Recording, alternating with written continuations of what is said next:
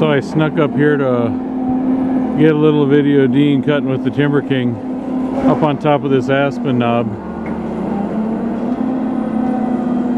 And there's a bunch of blowdown right here.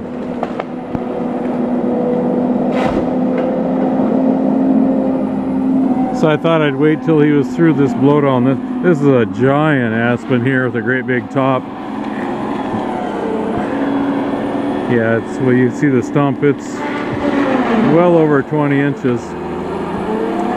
Ooh, there's a big aspen. They're pretty tall. I gotta make sure I'm far enough away in case something goes wrong. But I don't have very much video of this machine, and I thought I'd take the opportunity, as long as I was here, to take a little bit of video.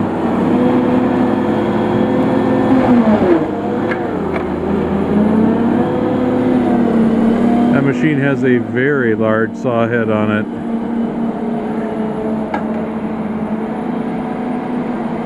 It's just it's big in comparison to the machine. It's very tall. It's bigger than that Quadco on the Timco. That one's 8 feet tall, and this one's bigger. I don't think it can cut a bigger tree. I think it's still a 22-inch capacity. But thought I would get some video of him running it.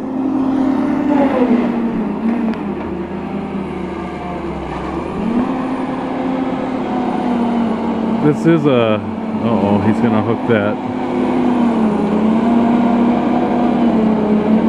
Well, let's see what happens here.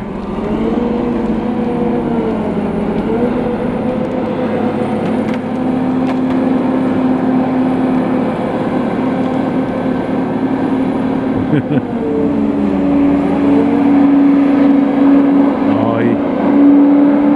I want more than one way to skin a cat, huh?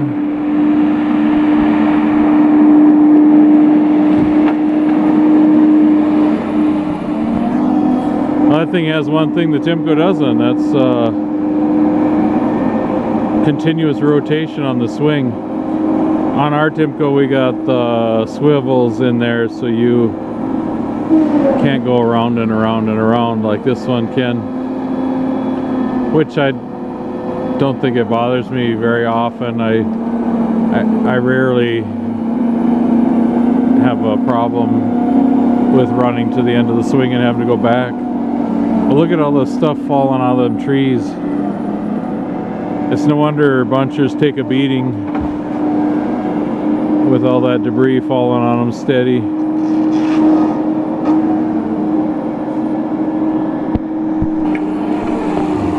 He's going to take that little balsam.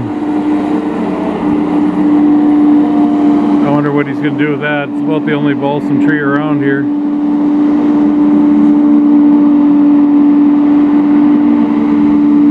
I think he's just going to set it there for the time being.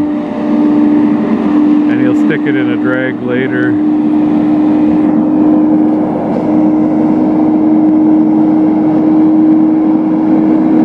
Oh, he's going to try to cut off a blowdown here.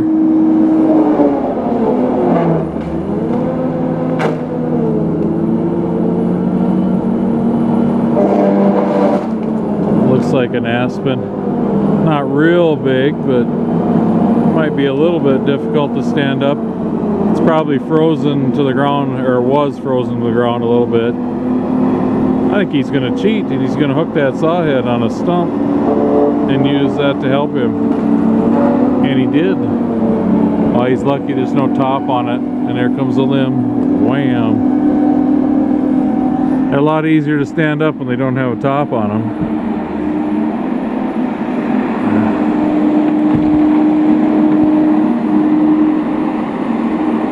Dean doesn't run buncher full-time. He just runs it in the winter here. He doesn't run it every winter. He's only done it a couple winters. He runs the processor in the summer and fall.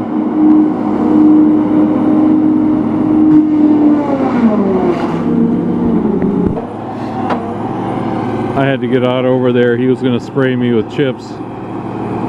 It's typical that the way they set up these saws is the rotation of the saw, the way they blow their chips is away from the cab.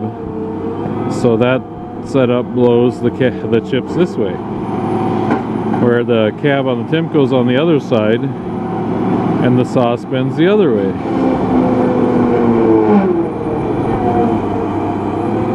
He's having a hard time getting underneath it, but he did it. Doing a wheelie. I don't know if it's safe for me to be right here, so I'm going to move. You really got to be careful around bunchers. It says 100 meters on that boom, but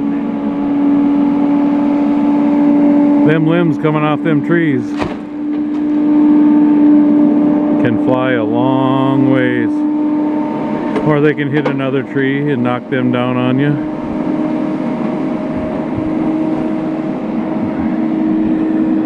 This is what he cut. You can see off in the distance, that's where I cut last summer. It's all part of the same sale. I suppose you can't really tell, but this is a pretty good drop off here. We're literally up on top of a pretty high knob. He just picked that balsam up, and I would imagine he's going to try and combine it with these 3 or 4 over here.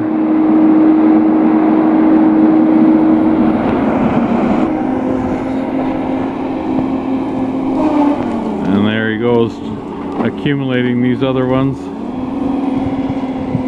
I don't know if you could tell from this angle, but that buncher has a lot of ground clearance. Big time ground clearance.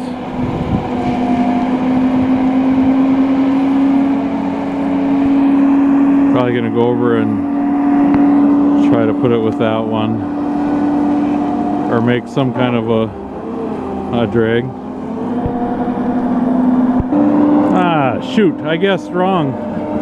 I thought he was gonna continue off that way, so I came to come over here. I thought it'd be a better place to stand, and I was wrong.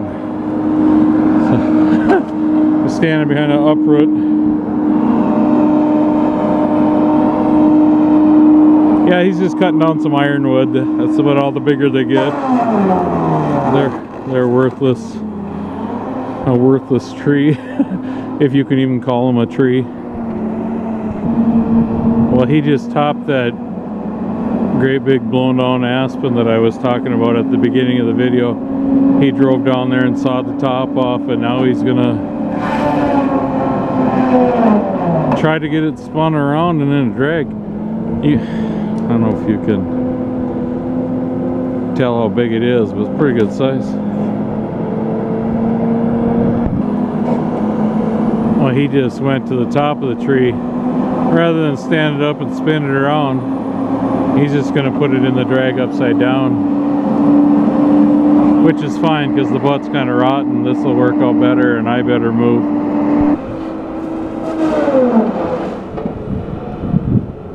That's a nice tree there. Really nice aspen. There's some beautiful aspen behind him.